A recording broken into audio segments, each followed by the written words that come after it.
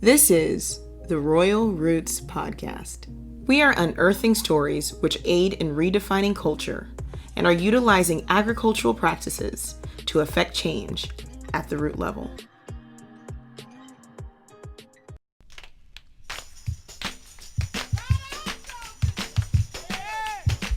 I was born in the Congo. I walked to the Fertile Crescent and built the Sphinx. I designed a pyramid so tough that a star that only glows every 100 years falls into the center, giving divine, perfect light. I am bad. Welcome to the Royal Roots Podcast. I'm your host, Lauren Nefesha. I'm so happy to be back with another podcast, and on this podcast we have Huldah Dauid. She is our founder. She's an amazing gardener, an agriculturalist, and she takes care of livestock and teaches Hebrew. And that is what All Things Royal Roots is about. All those things that I listed: agriculture, livestock, gardening, and Hebrew. We do Hebrew classes where we teach the language, the culture, and the context. And so we have been doing all of that on Patreon. You as subscribers make our work very possible. You help us by going on patreon.com/Royal Roots and joining Patreon, joining a community of like-minded people. And so we're really excited to share some of what we do on Patreon here in this podcast. In this podcast, we have this garden chat where Huldah just talked to our patrons about gardening, all things gardening, whatever their experiences are, whether it's just having a small plant inside your house or a big garden or a farm. There's many opportunities. It doesn't matter how much space you have to grow your own food, from simple things as herbs, tomatoes, okra, to more complex vegetables like, well, for us on the farm, we kind of work hard to grow peas and beans. Like they're kind of our struggle crop, as well as our collard greens, only because we're constantly combating these ground squirrels and rabbits. And so we've been working on that this year. And so you're going to hear a lot of what we've been experiencing as well as what our patrons have been experiencing with their gardening. Some music playing and some poetry. That's my favorite artist, Nick Giovanni, with Ego Trippin'. I really like that poem. It always brings me back to earth. And so I wanted to share it as we go into talking about getting our hands to the plow, putting our hands to the plow, and our hands in the soil. Hope y'all enjoy the podcast.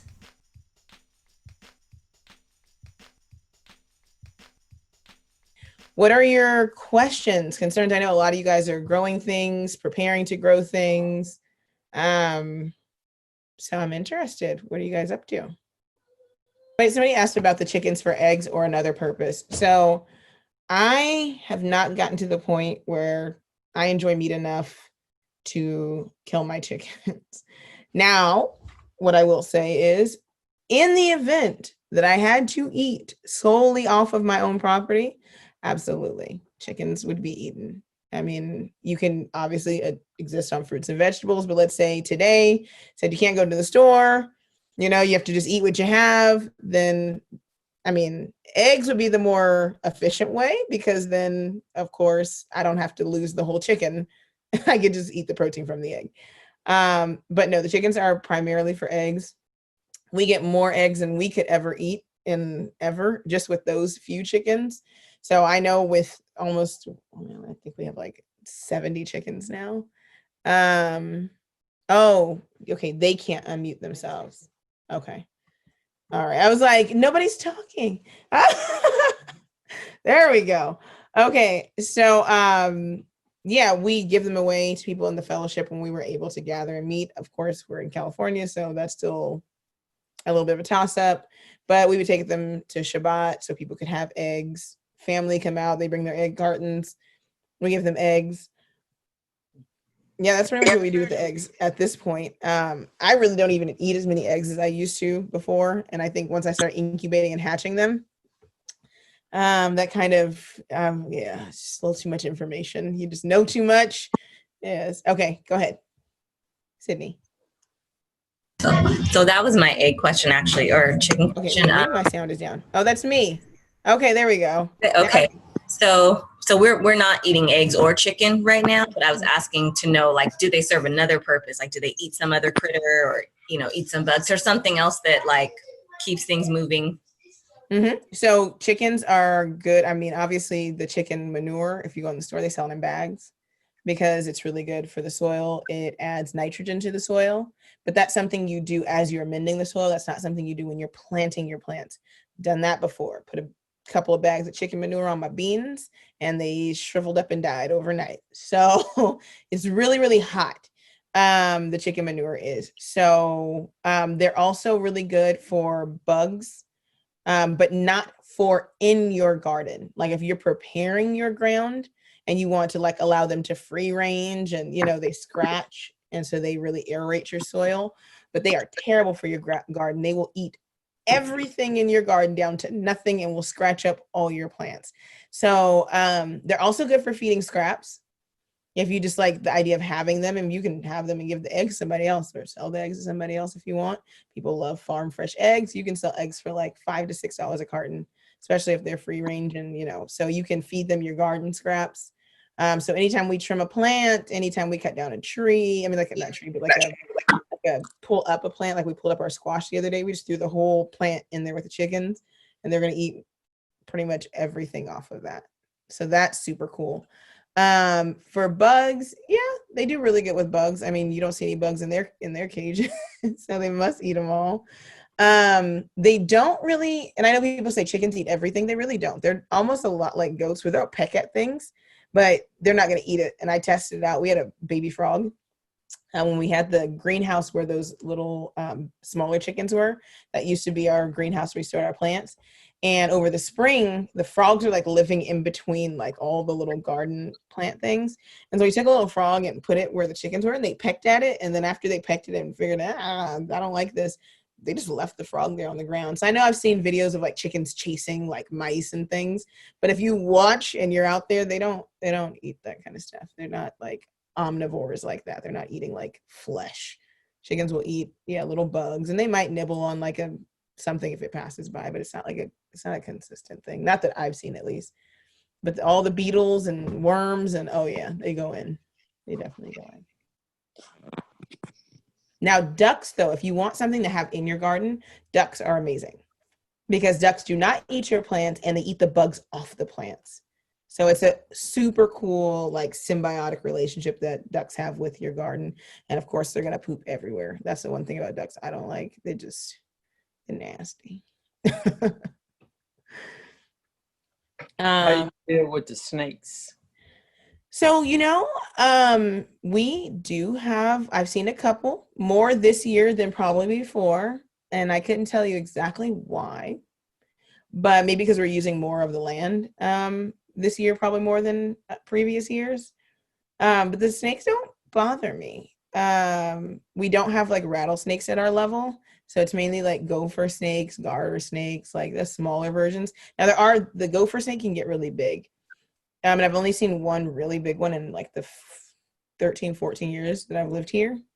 I've seen the smaller snakes, especially when the grass is high in the front. But I've only seen a total of maybe like 3 or 4 snakes, because when you're active on your land, you're not going to really see a bunch of snakes. It's when you get into like tall grasses where nobody goes because they don't like humans. But they are good for your property. They keep your mice down. So when I see them, I don't bother them. I let them be. I just let anybody know, like, hey, I saw a snake under the car. Or, hey, I saw a snake in the backfield. Just watch out. But they're here for a reason. Your eggs, your hen eggs. I haven't had any.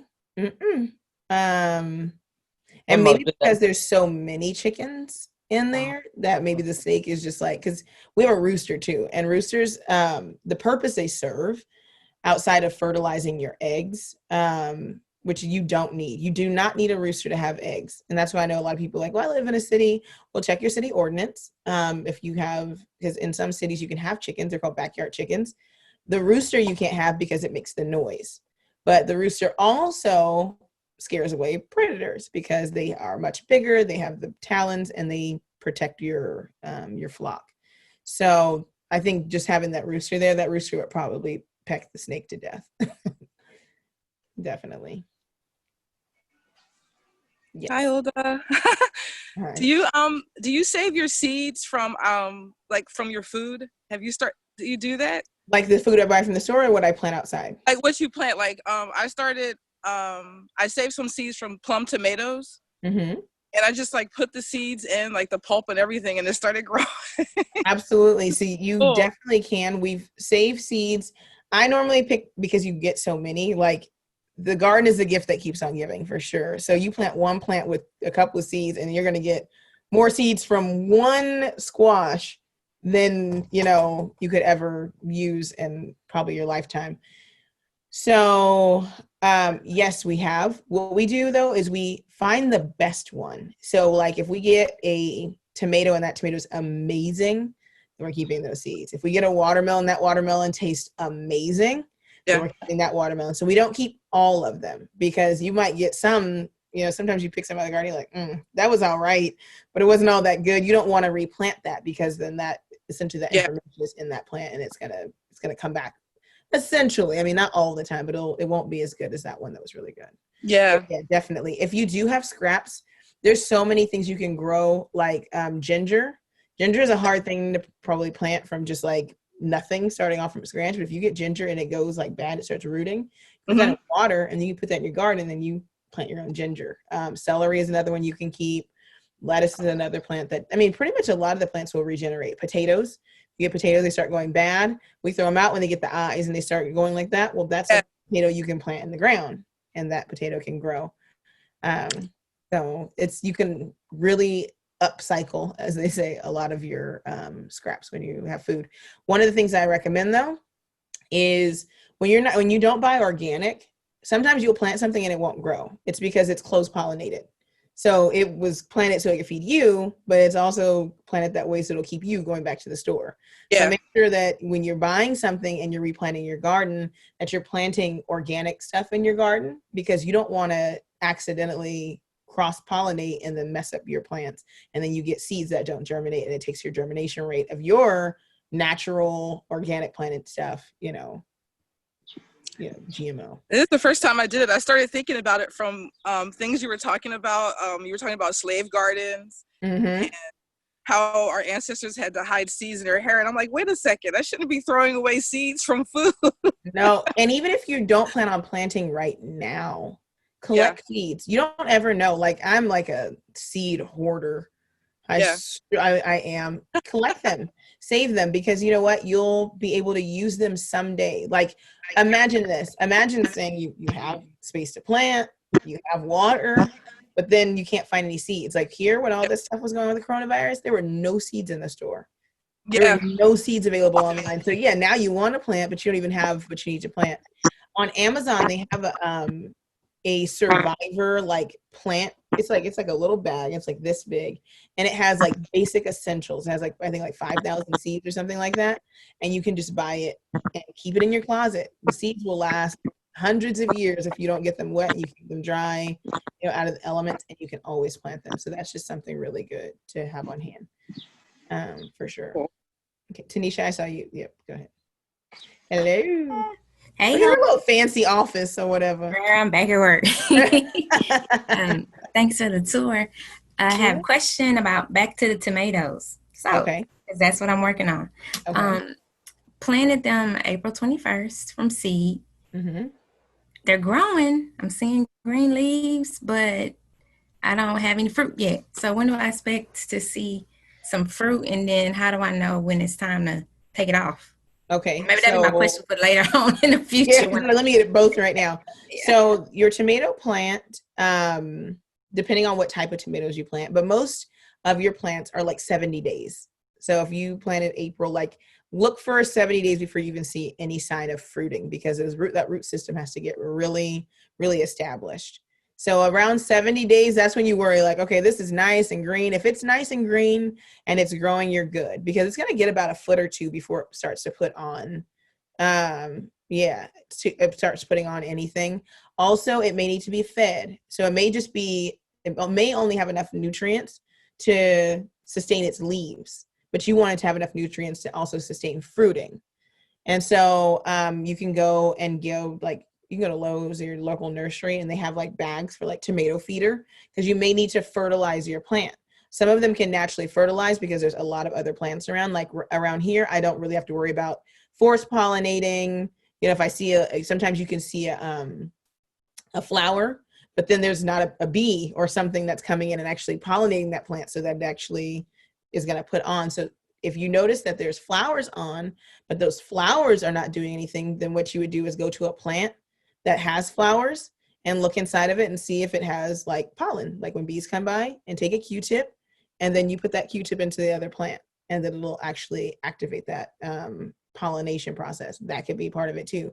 So if you're keeping all bugs out, that's not always good. So that balance of like bugs in your garden is good. It's when bugs are overtaking your garden when it's a problem. But your bugs are carrying pollen from plant to plant to plant.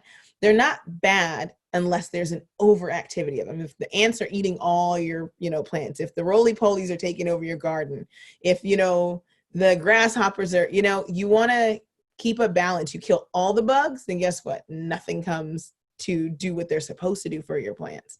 It's the excess of the thing that's always bad. When to take them off? When they're red. So but don't wait you want them firm red. You don't want them soft red. And the good thing and the bad thing.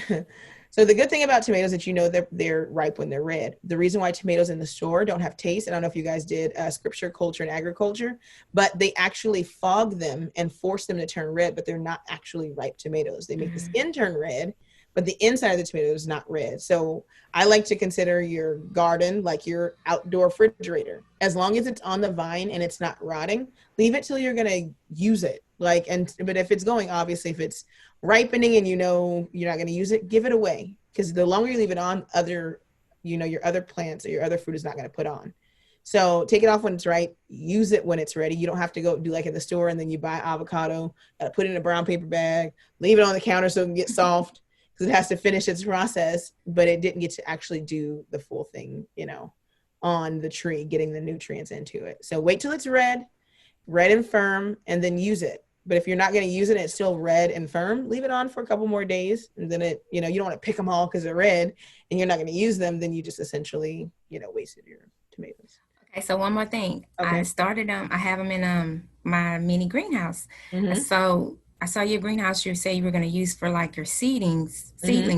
So is that really the only purpose for the greenhouse? Like, do I need to remove them out of the greenhouse? Yeah, I mean, unless I would say if you live you don't live in a harsh temperature, but you don't need them in there all year long. Like once they sprout, if you're like, man, it's way too hot outside, and if I put these outside, or I don't want them to get, while they're sprouting, I got squirrels or whatever, they're going to eat my little seedlings, then of course, but they don't have to stay in the greenhouse because your greenhouse will stunt your plants. It'll keep them from thriving because they're getting, it's a system. The greenhouse works best in cold weather, or in varying temperatures where it can be really cold one day and then really hot the other day and the plant gets all weird. Your greenhouse is best for transitioning between seasons. For sure. Oh, man, I'm trying to keep the predators out. Right. But you know what you can always do? If your greenhouse has like a cover, take that cover off and go with shading, or go with chicken wire, or go with something else to put over that structure. Okay. For sure. And remember, you can always, it looks ghetto, but we did it. We took chicken wire and just put 2 stakes in the ground and wrapped it around. Mm-hmm. Animals are smart. Once they can't get to something, they go on to somewhere else. Yeah. When they have access to it, they keep coming back. So you just, hey, you don't get any of this. And then once you don't anymore, then you can take your stuff off. They like to play the game too. You're welcome. Okay. Anybody else? I know, I think it was Lita had a couple of questions and I was trying to go back and look at them. So I'm going to look through and see.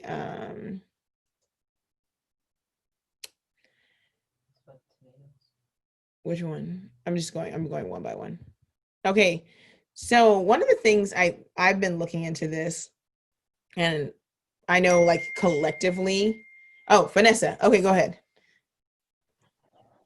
Hi. Hi, how are you? I'm hot. Is it hot there already? Oh yeah, it's been hot for a while. I'm on I think it's about maybe 95 right here on the patio. But you guys have humidity too. Yeah, my stash is sweating. I'm in Louisiana, so for those who didn't know, but I started some things in a starter Okay. And I need to get to my screen so I can turn it around. Look what happened to my squash. So let's see. This is a pot. I can't see what y'all see, so I need to kind of go to my screen. Oh, there we go. Yeah. So this happened.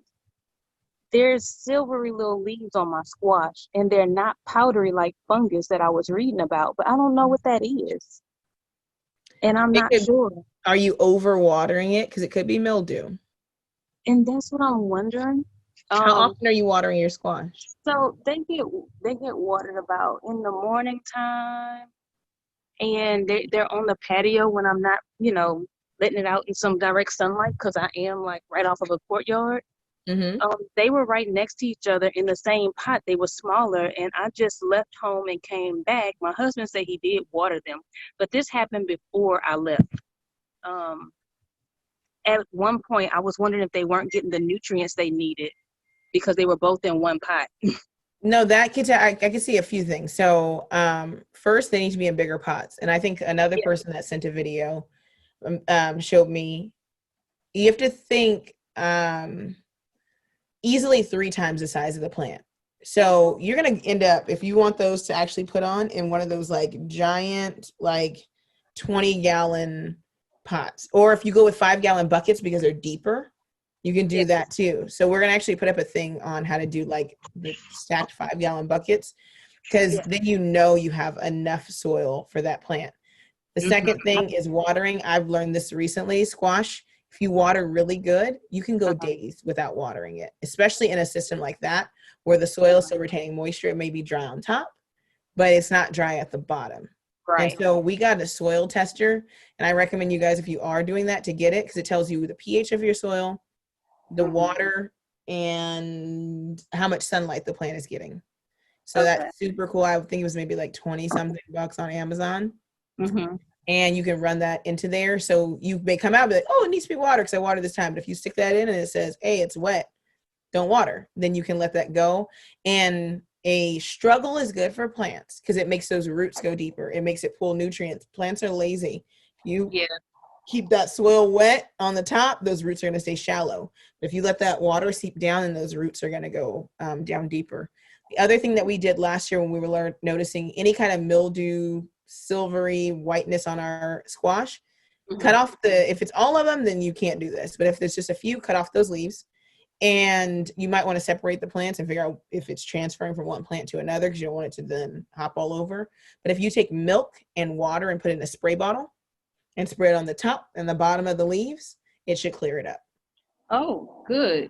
Yeah, I just put those in deeper pots. I went last week because my cucumber, I was concerned about one of my cucumber plants, and I just took all this stuff off the patio before the call started, but I put it in something deeper. The guy at the nursery was like, oh, this should be fine if you're just on the patio, but I don't know if you can tell, but I thought maybe I needed something deeper. I would go with something bigger. Think about this. How long do you want to keep them in there? Like a cucumber can put on for a long time in your area. So if you get a bigger pot, then guess what? When the season switches, you can use that same huge pot to plant something else. And then you don't have to worry about continually transplanting your plants, because those things are, one plant is taking certain kind of nutrients and it's putting certain things back in. And then like if you have beans in a pot, then you can put something else in that pot. That was beans added nitrogen to the soil. So there's an app, and I haven't used it in a while, but I'll find it.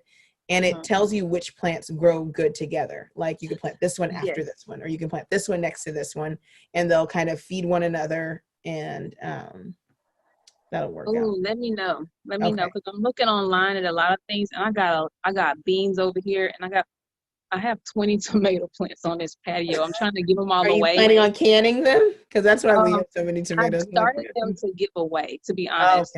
In there, I left and came back. Another sister had a baby, and I just came back from Georgia, traveling, trying to get them back to Georgia. So I came back, and I'm like, whoa. So yeah, I plan on giving a lot of these plants away, but yeah, I'd love to use something to show like what I can take out. I wasn't sure how long I was keeping anything. I just thought I'd keep them until I couldn't keep them anymore. But well, look, somebody raise their hand if they need a plant, and then and that's like sit in a box. Look at that. Yes. Well, thank you. You're welcome. Anybody? That was one of my other questions, Huldah, was how do you know how much to plant? You know, like you're just trying to feed this four, family that you have. Like, how do you know? Because then they're like, you want to do more seeds because you don't know what's going to actually go. But how do you gauge it? So depending on the plant, and this is where it gets interesting, because if you're trying to cut out buying something, then like, for instance, for beans, you need like, I think for a family of 4, you need 40 bean plants. Right. Because you're talking about being able to accumulate enough to either freeze and store for later. Tomatoes are a little different. Tomatoes put on a lot. It's not, but you might need like, I think there's an app I went on, and everything's an app or a website, but it would give you for whatever plant it was, and we can find that too if Z or Dreka or Lauren take a note. It tells you your family size and then how many of each plant you need to have to completely eliminate having to buy that particular thing. Like potatoes. Oh yeah, I was like, I'll buy potatoes from the store, and if it gets too bad, we just won't. Because you need like, I think you need like it was like 20 plants or something like that for potatoes. I didn't even try and Google it, but I didn't realize. I should have tried that. But I'll do some research, and then I didn't realize there was like a factor, a farm. Yes, yeah, definitely. Because you want to know how much they yield. Only every plant yields so much, and then how much do people eat? And it's a give and take, because obviously you're not gonna eat that same thing every day, but definitely it's a lot more plants than you think. Squash, that's why we plant certain things that are like high yielding and easy to grow. Like squash is simple. You can get a lot of squash for a little bit of labor.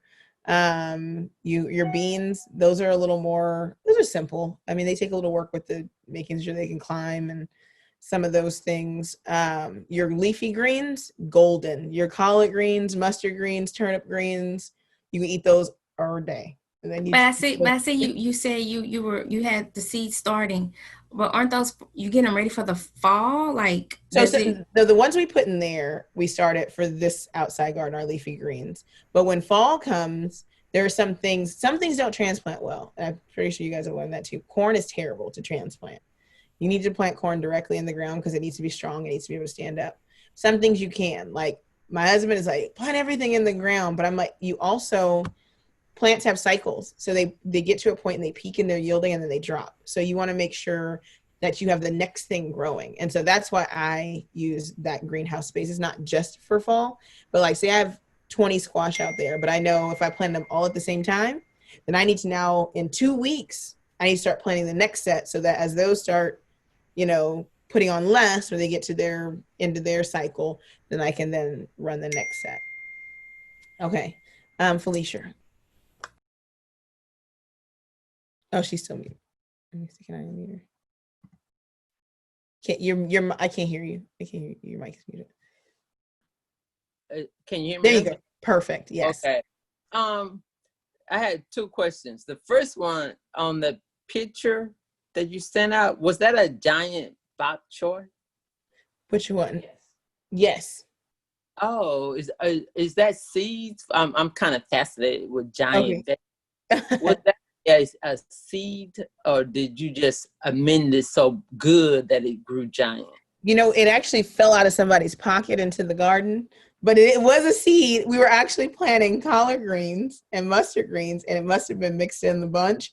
And it fell next to the mustard greens, and it came up and said, "Is that a bok choy?" We were like, "Oh, it is a bok choy." So yes, that is a bok choy. And I think the soil out there in that first garden I showed you, I would say actually both. But definitely that first garden, I did 2 years of gardening there, and I heavily amended the soil. I was doing garden boxes. And so when we stopped doing garden boxes, I literally took everything that was in the boxes, put it in the ground and turned it over. So all of like the chicken scratch and all that stuff ended up in there. So that garden does really well when there's water. The one in the back, that area used to be the duck area. So it has a lot of duck manure back there, and along with, all the other stuff. So I think that bok choy grew like that because of the area, and it just happened to be right in its season, but it came out beautiful. Like it came out better than most of the plants out there. I've been trying to grow collard green trees. Oh, I love the collard green trees. I ordered cuttings, but they've all failed. I'm down Try here. Try it from the seed. Let me tell you, because they grow so fast. In a few months, you'll have a very, very good substantial collard green tree, and it'll have a good rooting system, because I think that's really important for those collard green trees, that they have a good rooting system. And if you, depending on where they were grown, they might just, the roots might not go as deep as they need to. Okay. All right. And my second question is, I planted cucumbers, and I've been using the Tums to put around my cucumbers and the tomato plants for the extra calcium. It's not really working for me because they're still getting blossom and rot. So I wonder what you recommend for that. I tried it. It work either too fast. Have you tried worm castings? They're very nutrient rich. So they take pretty much the worms and they go through and they eat, and all the waste they put it in bags. And I would try putting some of that around the base of your plant, like maybe like an inch thick, and then you just water it like normal, and all those nutrients will go in. I think that probably be the best solution, because it gives you not just calcium, but all the other nutrients that the plant's going to need too. Okay, I'll try that. Thanks. You're welcome. Sydney, go ahead. Okay, so we're just starting to look for land, and I see a lot of open land, and then I see farms and ranches, and my thought process is, if you get some land, get a well, and if the environment is right, that's enough. But if we plan to farm, should we really be trying to find like already established farm land, or is my first thought kind of along the path? Do you have a thought on that?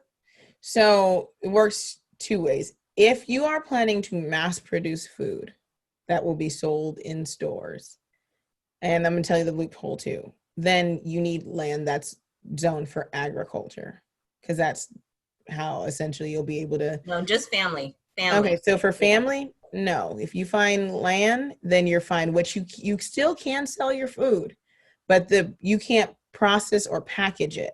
If you want to sell squash to a local restaurant or something, you can only sell the whole squash. You can't dice it, you can't cut it, you can't wash it, you can't do any of those things, because your land is zoned residential. So if you have like land that that you want to farm on, so like out where we live, none of this land is zoned farming. It's all zoned residential, right? But there are loopholes for that. So obviously everybody out here, we saw the goats next door, everybody out here has goats. Everybody has horses, everybody has chickens, everybody has cows. You can do that because you can set up a stand out front if you want to sell like your whatever, but you just can't process food.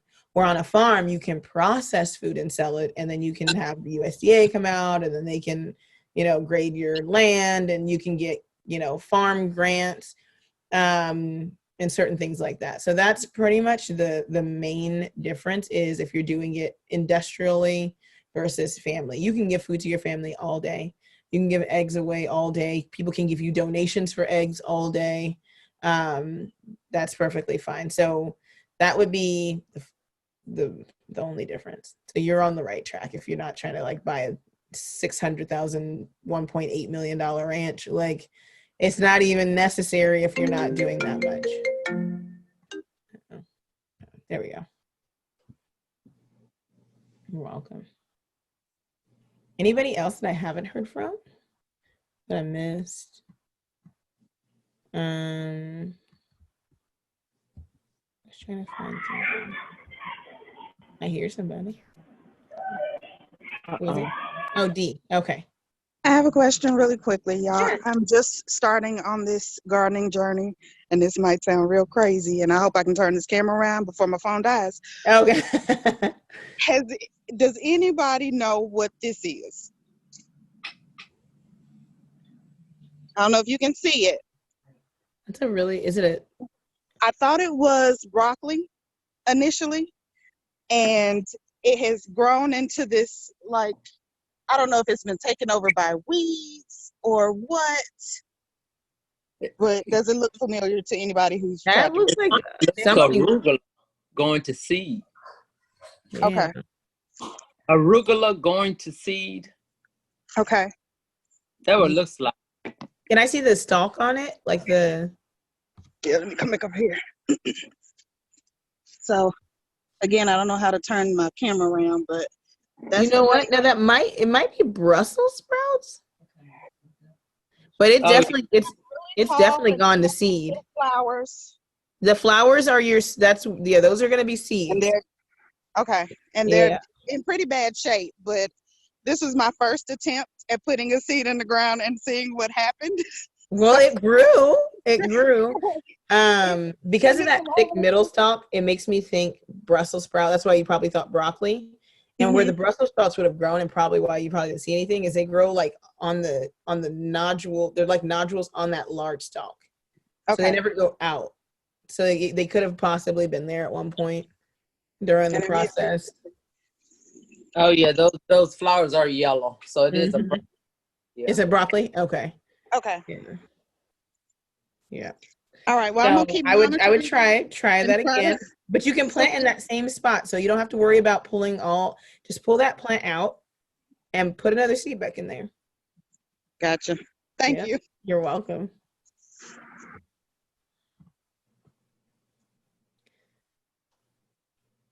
Anyone else? Wait, I kind of missed that. Which her broccoli-ish plant. Yes, we were just she had planted it, and we think it might have been either broccoli or Brussels sprouts or something in that family. And it's pretty much bolted. It's gone to seed, but she was gonna give it another round, give it another go. Kay. I saw him up. Oh, there she is. Oh, hello everyone. Hello. So I was wanting to know, what do you use to keep the bugs from eating the green leafy vegetables like kale and mustards? So you're not gonna get rid of all of them, because you get the little holes in them. We want them all. Yeah. But Neem oil has been successful for us. NEEM oil comes in like a little spray container, and then diatomaceous earth is good. Is really good. Another thing is, I gotta look into this, but I know a lot of people say don't wet your leaves, and I don't know if it's because leaves have like a natural protection from this, but I guess when we water the leaves, you kind of like ruin that. So water at the base of your plant too, because if you do put diatomaceous earth on, or you dust your plants and you water them, then it just comes right off. But if you dust the plant with some diatomaceous earth and then just make sure you water at the root system, it'll stay on longer, and it'll give the plant more time to, grow fully.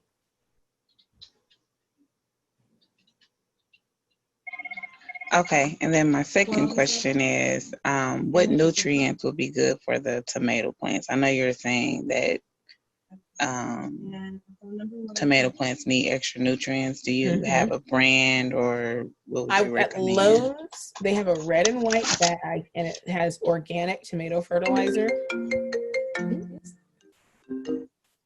They have organic tomato fertilizer, and that one seems to be a really good one. So all you do is you follow the instructions, but you take the granules, you put them around your plant at the bottom, and you water them as normal, and that breaks down, and then they go into the soil. If they really need it immediately, what you can do is you can take them and mix that into like maybe the first inch or two of the soil, and then just water as normal as well. Okay. Well, thank you. You're welcome. Okay. Let me see. I'm going down. I think you can keep seeds for, I saw this come up. You can keep seeds for a really long time. There's different ways to harvest seeds from different plants. And so that's something we can go through. Like if you have a specific plant, we can look at it and probably do a Patreon post on seed harvesting. So that's something we can do in the future. All right.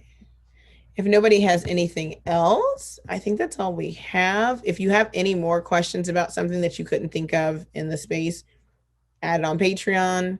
We'll post about it. And and cover that information. As we go through and install the rest of the drip irrigation, I'll show you that process, because you can put drip irrigation in your backyard.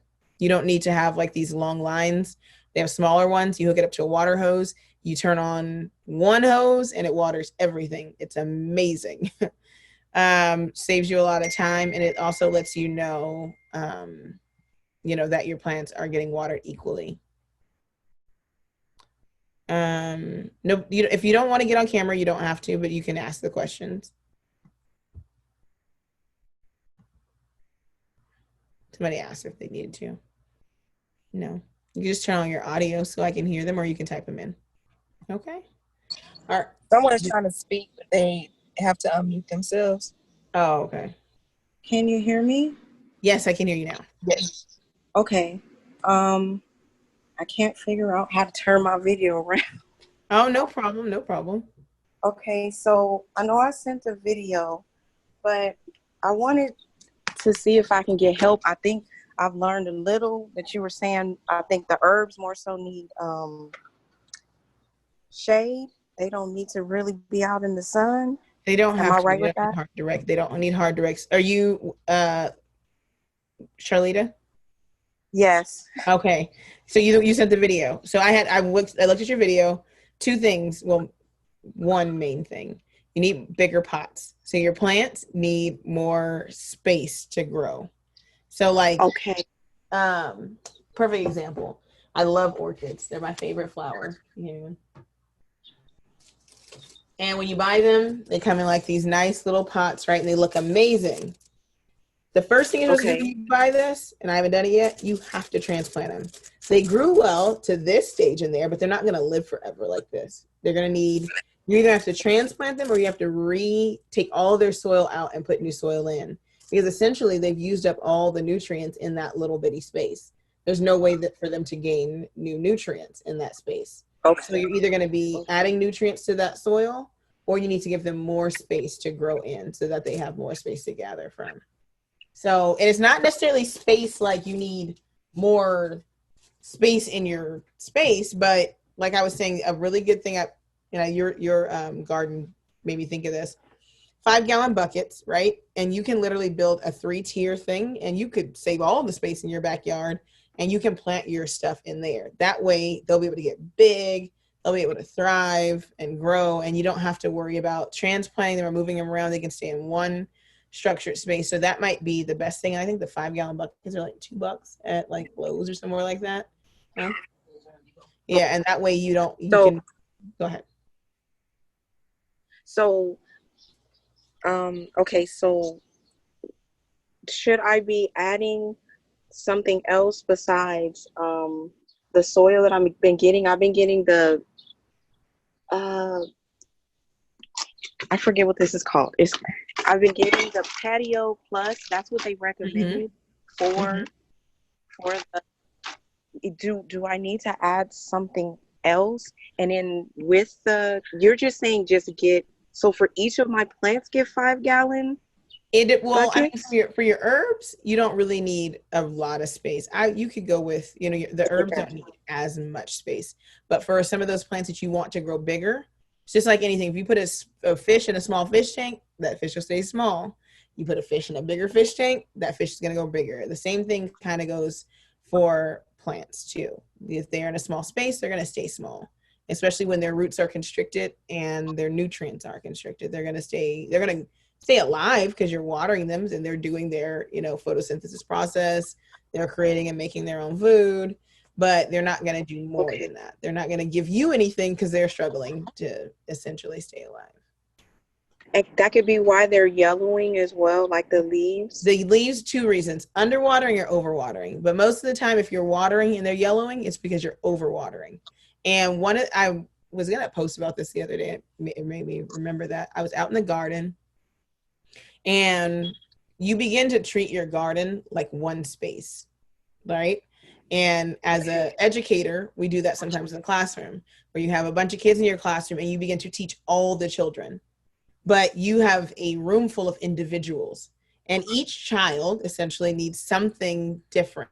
I'm doing general teaching, but I'm teaching in multiple ways so that each child gets what they need. The garden is the same exact way. we see a bunch of plants, so we water them all. But some plants may only need to be watered once a week.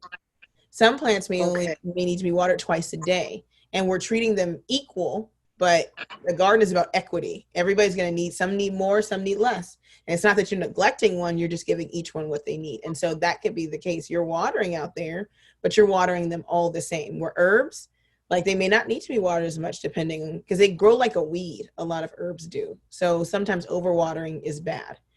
Like pepper plants, some pepper plants, you water them more, it stresses them out, it makes them spicy. Some you water them less, it stresses them out and makes them spicy. So I have jalapenos right now that are not spicy because I've been watering them too much. Right? Oh, wow. Okay. But my other plant is spicy because I've been watering it too much and it actually requires less water. So it's stressed out, it's super spicy. So you kind of really have to know each plant. And that's why out here we don't grow a bunch of different things. I've had years where I've just tried to grow everything I could get my hands on, but now focusing on so I can grow really good the stuff that we really enjoy and the stuff that I can spend time learning about, because you do have to learn about the plants to grow them. So I probably have a couple more questions, but with the 5-gallon buckets, doesn't that still limit the diameter, I guess, as like far as space? Diameter. Yeah, but because I'm a family of. So that's the good thing. So you maybe limit it out far they can go out, but how deep they go, because most plants don't establish a root system more than a foot or two. Like they're not going like super, super deep. But what happens is if you probably look into your pots right now of some of your bigger plants, the roots are probably wrapping, right? And you pull out and the roots are like all gathered and they start trying to go around. You want them to be able to grow down and comfortable. They are going to tangle, of course, that's what roots do. But you want them to be able to go down and stretch out so that, they're really allowed to do what they do, which is to reach in and grab the nutrients out of the soil. Okay, so with, I guess, if everybody can see, with at least because I would hate to waste. I'm not saying I wouldn't get the buckets. That's not what I'm saying. But the ones that I do have, because I thought, oh, these are bigger. That's what I thought. Planters. What could I grow in these planters? So your leafy greens, definitely, they have a shallow root system. Any of those, spinach, kale, like all that stuff will grow perfectly fine in those things. A blueberry, I think that one's a blueberry plant, right? That was blueberry. Yeah, I mean, you can even try soil amending. So if you add more nutrients, your blueberry may do better in there because it's a bush. But you have to think also, like when you think of a blueberry bush out in the wild, how big does a blueberry bush get? And can it get that big in that pot? Okay. So with the 5-gallon, you're saying because it's deeper, it could do better. I don't know if your blueberry would do great in there, but your other stuff would. Your blueberry, I mean, if it's blueberries are perennial, first of all, so they're going to put on over and over again. It's a bush. So you could invest in something huge and you could have that blueberry plant back there for a couple years if you really, really enjoy your blueberries. But you want to give it an opportunity to really do what it's going to do, which is put on a bush full of blueberries. You should be able to make jam and the kids should be able to pick off those blueberries and some other things. But if you keep it small, then you just get a handful every once in a while and you're putting in a lot of work for. Right. Okay, so obviously, okay, so the tomatoes, I should move the cucumbers as well. Yes, because cucumbers also need to be able to climb. So your cucumbers need something to climb up. Okay, tomatoes, cucumbers. I had collards. Yeah, that can stay. Collards can stay in a something else. Container. Smaller collards are fine. Now, what about this? Should I cut this or just let it keep doing what it's doing or move it? That's a bell pepper. Bell pepper. What kind of bell pepper? It looks a little thin for a bell pepper.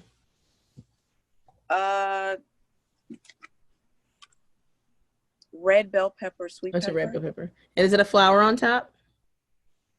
Yes. Okay. So, yeah, the bell pepper may be fine in there. What you need to do, though, is cut those leaves maybe like 12 inches from the bottom. So all those leaves hanging at the bottom, they're pretty, but they are pulling away. So like those little shoots at the bottom, cut some of those off. Yeah. These? Okay. Yeah. Okay. But keep letting it grow. Don't. No, don't bother. You may want to add just I see your soil, where your plant is. Fill that thing up with dirt. You want it to be full. It's also supporting your plant. Yeah. Okay. And then what about okra and onions? Onions should do fine. Onions have a shallow root system. Onions are going to be good. You can put a bunch of onions together because they pretty much only bulb out and they grow kind of on the surface. And your okra should be fine. Okra grows like a weed. We had so much okra, we couldn't even do anything with it last summer. So yeah, your okra should be good. But should I feel? Because you would only need 2 okra. If you have 5 okras, just plant 2. Especially if you're not trying to eat it. You have to pick it every day. They grow from a little bit to huge overnight. And if they get too big then they're tough and you can't eat them. You have to eat them when they're literally 4 inches max. They need to stay small. You mean above the ground or under? How do No. Your okra is gonna grow it's gonna grow big, like a bushy, but the plant as it grows, you only need about 2, honestly, if you're just having it every once in a while. So is this too many in one? Yeah, absolutely. Take the strongest ones and you can transplant the other ones if you want into separate containers, but take 2 of the strongest ones, leave them in there, and the rest need to come out. Okay, 5 gallon for those as well, or just those are fine? 5 gallon bucket. 5 gallon. Yeah. Okay. I think that's it. Thank you so much. Oh, really quick, I forgot the rosemary. Are those just out of season now, and then they just stop? No, your herbs can grow all year, especially on your patio. So you have to pick the herbs.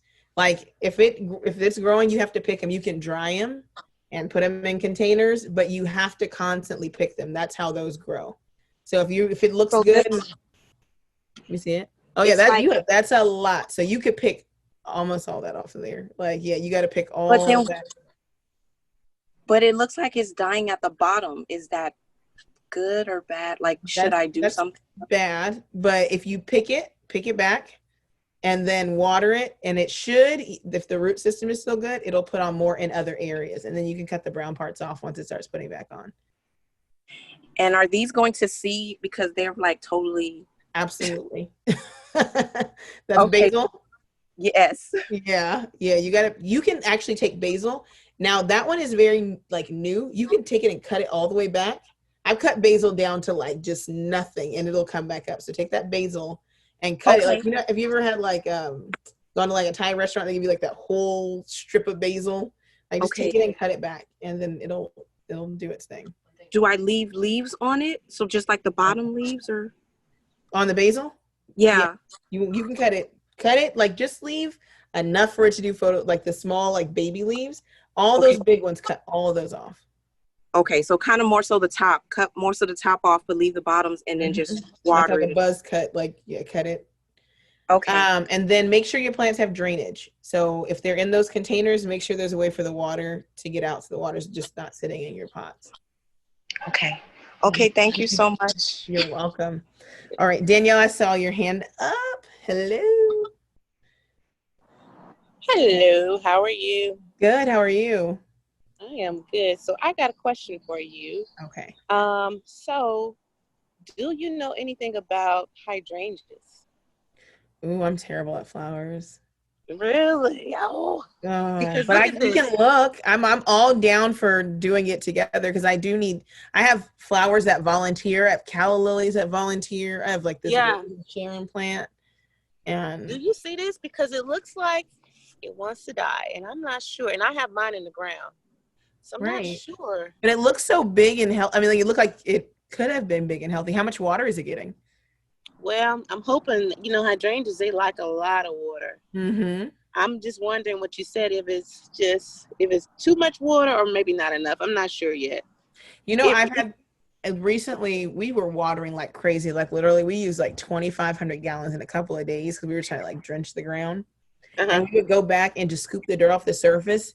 And it was just dark on the surface and dry on the inside. So maybe dig down in there and see if it's getting wet. And see what's happening. And then I would go and I would cut it back because it could just be some of those older branches are just sapping the energy trying to stay alive.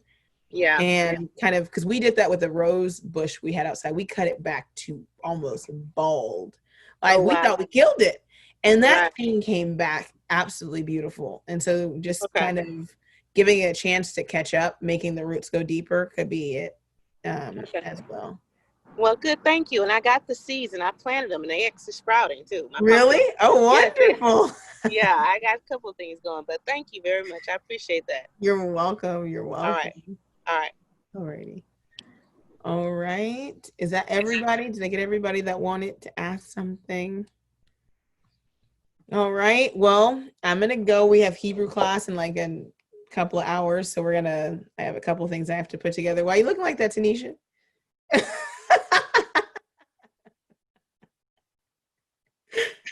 Huldah, can I ask one more question? Absolutely. Besides the dirt, should I be buying, because I don't put anything else in there besides the water? I'll buy that thing that you said on Amazon. But should I, the thing on Amazon, should I buy that? And that's something I take out in one, or I'm supposed to have one in each plant? Oh yeah, so the soil tester, you can use it in every plant. You just clean it before you put it on into the next plant. And it's just like 2 metal prongs, and it's actually pretty cool. So you can use that for all your plants. Do I need to buy some kind of? I mean, because you have them in pots, and I don't know how long they've been in there, but you can feed your plants. They have like an overall organic like plant feeder. Like it's like you can buy it at Lowe's or something, where it's just like this works for fruits, vegetables, whatever else. Just make sure it's organic, so you know what you're putting in your plants. Read the back of the label. Make sure you have something that you don't want to be eating. Okay. And you can put that in your plants. And normally, because it's just a small space, you can go with 1 bag, sprinkle that stuff on, as they say, and it'll last you a couple of months, and you won't have to go back and feed them again until probably your fall crop. Okay, so it's like a bag of something to I just will put it on the top of the dirt. Or I'll send you a picture of what we have here. We'll put a picture up and kind of show you some of the stuff we use to feed our plants. And they're like little granules, and you put them on.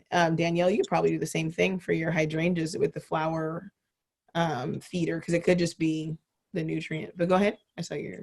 And that would be with all of them? I can use that same stuff to feed all of them, or is just specific plants? Some of them, the ones you have out there, if you use the fruit and vegetable one, then you can use it on all your plants. Okay. But they have some that are specific to certain plants. But normally they have like fish meal, like a fish, like a, what's it called? It has like fish, ground fish, and some other stuff in there that goes into the soil. It's kind of interesting, but the plants love it. Okay, thank you. You're welcome. Danielle? So Huldah, what are you putting on your vegetables to keep the bugs from eating them, especially on the green, like the green stuff? For spinach, collard greens, my kale is getting eat up a lot. So we have 2 things. Neem oil we've used before, which worked out really good because we had like an infestation on our okra last year. So neem oil worked really good. And you said neem, like N-E-E-M, neem oil. Okay. And you can buy it at your regular, we got ours at Lowe's. And it's like neem oil. And it's a couple other things mixed in, but it's all natural. So it's just like essential oil. You can do that. Only with that, you have to put it on a lot. Diatomaceous earth we used, which worked really good, especially for plants with exoskeletons. Really, really gets them really good. If you have something that is getting ate up while it's small, while I'm not huge on pesticides, there are some other kind of pesticides you can use so you're not eating them right away. So your plant has time. Because your plant obviously is flushing itself out as well as it's processing. So if it's something that's completely just like killing all your stuff, then you're probably going to need to spray. What you do is you just spray where you need to spray. You don't spray everything and try to find the least caustic. Akoti Robin, she's in here. She actually took a master gardener course at a college, and she has been growing for a really long time as well. And she uses something, and I can't remember what it is, but I'll have her post it because so she can share that with everybody, because she's like, that's what I do if it's like so bad, because every year something's different. Like we have ants really bad sometimes, and the ants are the worst because they live under the ground and they eat the root of the plant. And so your plant looks all good, and then one day you come out and it's like, it's dying, I'm watering, well, the roots got eaten up. So that's another thing. But I would start with the neem oil for the leafy greens, especially because they grow so fast. With the neem oil, you don't have to worry about not eating them right away. You can just neem. Okay, all right, thank you. Yeah, all right, you're welcome. All right. Okay, if you guys have any more questions, please share them on Patreon and then we'll get back to them. I like the little garden chat. I'm like, everybody has something different, so it's really cool. So I think this will be something that we can keep up with at least once a month or however as needed if people have a lot of questions, so that we can make sure all of our stuff is thriving. And if you're growing something I don't have, I want seeds. If it turns out good, so we can seed share and do some other things. I think that'd be really, really cool. So thank you guys for, if you're at work and stopping in and spending your time. I'm gonna get ready for that Hebrew course later. If you haven't joined the Hebrew course, then you can catch the videos if it's not on a time schedule for you, but where it fits into your time, I mean. But that's what we do on Mondays. Mondays are Hebrew class days. So thank you all very much, and you'll be hearing from me again soon. Shalom. Again, thank you for tuning in to the Royal Roots Podcast. This is your host, Lauren Nefesha. If you want to follow us on Instagram, social media, Facebook, our website, you can go to Instagram.com, and our @ is All Things Royal Roots. Our website is allthingsroyalroots.com, and find us on Facebook under Royal Roots. We'll be back in the next couple weeks with some great podcasts with some amazing agriculturalists and people speaking about the spirituality of gardening. We're looking forward to continuing this podcast. If you know people interested in being on the podcast or have recommendations, please hit us up at info@allthingsroyalroots.com. Thank you to Huldah for doing that garden chat, and we're looking forward to doing many, many more in the near future. We're going to close out with the poem that we started with, the Nikki Giovanni poem, Ego Trippin'. Shalom, y'all. I sold diamonds in my backyard. My bowels deliver uranium. The filings from my fingernails are semi-precious jewels. On a trip north, I caught a cold and blew my nose, giving oil to the Arab world. I am so hip, even my errors are correct. I sailed west to reach east and had to round off the earth as I went. The hair from my head thinned and gold was laid across 3 continents. I am so perfect, so divine, so ethereal, so surreal. I cannot be comprehended except by my permission. I mean, I can fly like a bird